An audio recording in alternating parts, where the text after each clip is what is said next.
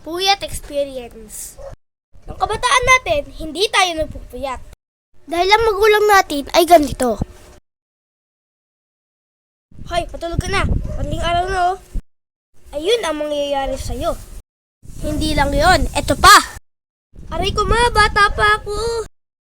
Kapag matanda na tayo, katulad ng ganito, alam na natin kung anong oras tayo matutulog. Pwede na ba ako matulog? Ay, sorry po.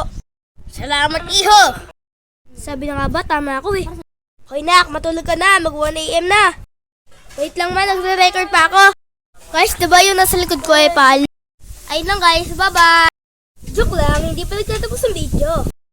Ang sakit pa rin ang puwet ko. Nak, palit na ba? 2 pa ma! 2, tomorrow! Ay nako, mga kalokohan mo! Lintik ka sa akin mamaya. Ay nako, di ko talaga mabiri yung nanay ko. Ano sabi mo? Gusto mo mapalo kita?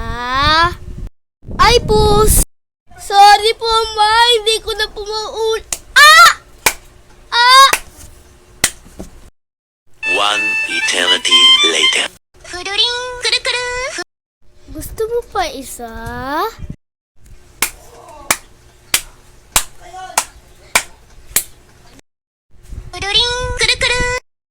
Tatlo pa lang ang ating subscribers, kaya kayo, mag-subscribe na kayo sa aking channel! Kung hindi, kakatayin ko kayo! Hindi, joke lang.